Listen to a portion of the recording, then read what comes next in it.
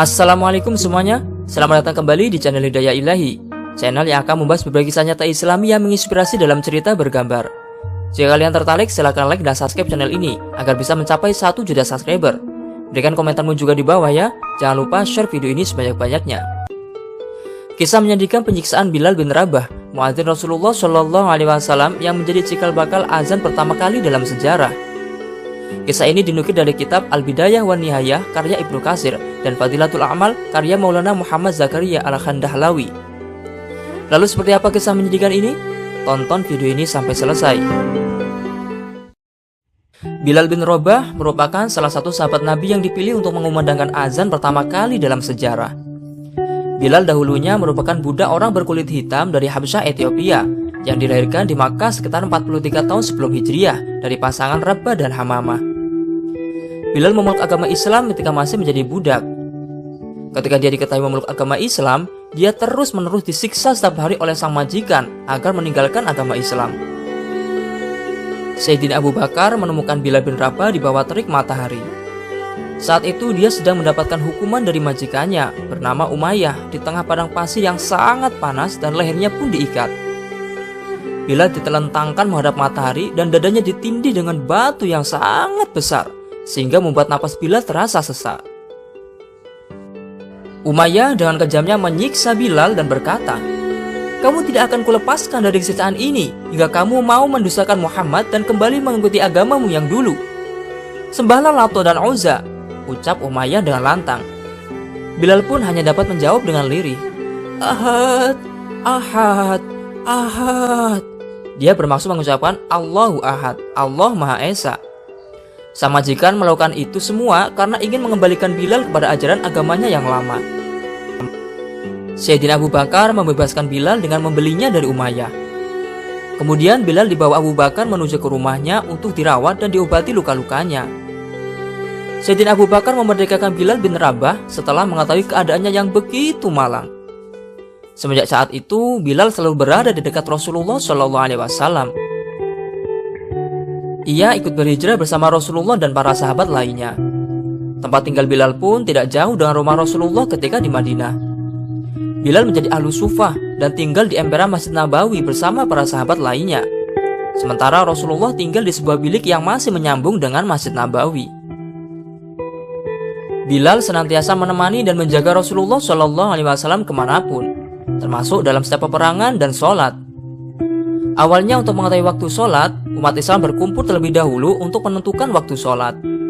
Pernah juga mau mencari alternatif seperti meniup trompet dan lonceng, tetapi tidak jadi karena dianggap menyerupai cara orang Yahudi dan Nasrani saat memanggil kaumnya. Akhirnya sahabat Abdullah bin Zaid menawarkan kepada Rasulullah SAW agar panggilan sholat yang lebih baik yaitu 4 kali seruan Allahu Akbar, 2 kali seruan Asyhadu alla ilaha illallah, 2 kali seruan Asyhadu anna Muhammadar Rasulullah, lalu 2 kali hayya ala sholah dan 2 kali seruan hayya alal falah, lalu Allahu Akbar, la ilaha illallah. Nabi Muhammad SAW pun menyetujui pendapat Abdullah. Rasulullah SAW mempercayakan Bilal bin Rabah untuk mengemban tugas azan. Sebab Bilal memiliki suara emas yang sangat bagus. Suara Bilal yang lantang, merdu, itu hati siapapun yang mendengarkannya pasti bergetar. Di tempat tinggi dekat bangunan Masjid Nabawi, Bilal bin Rabah mengumandangkan azan pertama kali dalam sejarah Islam.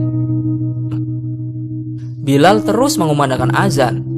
Namun saat Rasulullah wafat, dia tidak bersedia lagi menjadi muazin. Alasannya, Bilal air matanya pasti akan bercucuran manakala sampai pada kalimat Asyhadu anna Muhammadar Rasulullah, sehingga membuatnya tidak kuasa melanjutkan azan. Bilal mengaku kenangan lamanya bersama Rasulullah akan muncul ketika sampai pada kalimat itu. Khalifah Abu Bakar mencoba merayu Bilal untuk azan lagi. Namun Bilal berkata, "Wahai Abu Bakar, setiap hari ketika masuk waktu sholat, aku datang ke rumah Rasulullah dan aku katakan kepada Rasulullah, 'Ya Rasul, waktu sholat,' atau Rasul yang gantian datang ke rumahku dan mengatakan, 'Bilal, waktu sholat,' dan kami pun bersama-sama menuju masjid, dan kemudian aku naik ke atas menara, dan sebelum aku mengumandangkan azan, aku menatap dulu wajah Rasulullah, dan aku melakukan itu sehari 5 kali, wahai Khalifah, dan itu berulang-ulang setiap hari. Tapi kini sudah tidak ada lagi Rasulullah. Bagaimana mungkin aku sanggup untuk mengumandangkan azan tanpa ada Rasulullah di sisiku, wahai Khalifah. Bilal pun sudah tidak mampu lagi membendung air matanya. Maka Khalifah Abu Bakar pun mulai meneteskan air matanya dan mengizinkan Bilal bin Rabah untuk tidak lagi mengumandangkan azan. Kalau begitu alasanmu, silakan Bilal, engkau boleh pergi, kata Abu Bakar. Dan Bilal pun pergi ke Syam karena tidak sanggup lagi untuk berada di Madinah. Berbulan-bulan lamanya Bilal bin Rabah berada di Syam. Dan pada suatu malam, Sayyidina Bilal bin Rabah bertemu dengan Rasulullah SAW dalam mimpinya. Rasulullah SAW pun berkata kepada Bilal, "Alangkah keringnya hatimu, wahai Bilal. Alangkah gersangnya hatimu, wahai Bilal. Sudah lama engkau tidak mengunjungiku. Sudah lama engkau tidak berjumpa denganku.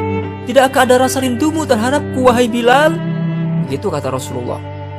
Dan Bilal pun terbangun dari tidurnya dan berderai air matanya.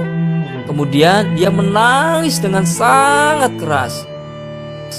Saudara-saudara Bilal memberi nasihat agar dia berziarah ke makam Rasulullah SAW. Bilal bin Rabah pun mengambil untanya dan memacu untanya untuk bertemu Rasulullah SAW. Dan di sepanjang perjalanan, ia menembus siang dan malam. Ia menembus panas dan dingin. Tak terasa derai air matanya terus bercucuran. Ia merasa begitu rindu kepada Rasulullah SAW. Tak bisa lagi dibendung air matanya.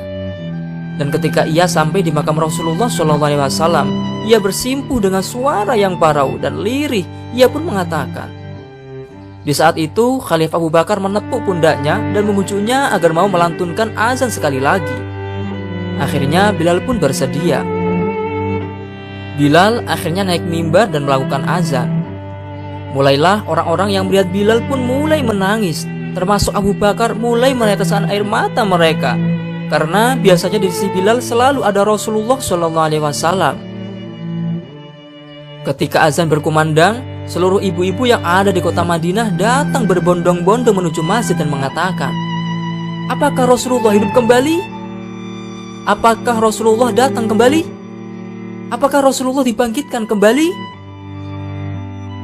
Ketika Bilal mengucapkan lafal "Asyhadu an la ilaha illallah wa asyhadu anna Muhammadur Rasulullah", blak, Bilal pun jatuh pingsan.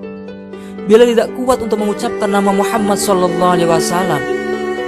Dan ketika Bilal tersadar dari pingsannya, ia pun mengatakan, "Lanjutkan azannya, aku tidak mampu. Lanjutkan azannya, aku tidak tahan. Aku tidak bisa," kata Bilal. Dan inilah azan terakhir Bilal bin Rabah. Menurut sejarah, sahabat Bilal bin Rabah wafat pada tanggal 20 Hijriah atau 640 Masehi sebab wabah penyakit yang tersebar kala itu. Beliau dimakamkan di pemakaman Bab Az-Zaghir, Damaskus, Suriah. Semoga kita dapat meladani perjuangan dan akhlak sahabat Bilal bin Rabah. Amin. Wallahu a'lamu bishwabi wal muradi. Terima kasih telah menonton video ini. Jangan lupa tinggalkan jejak dengan cara klik like, subscribe, komen, dan share video ini sebanyak-banyaknya ya, agar channel ini bisa mencapai 1 juta subscriber dan semakin eksis dalam mensyiarkan kebaikan. Amin. Wallahu muwaffiq ila aqwamit thoriq. Assalamualaikum warahmatullahi wabarakatuh.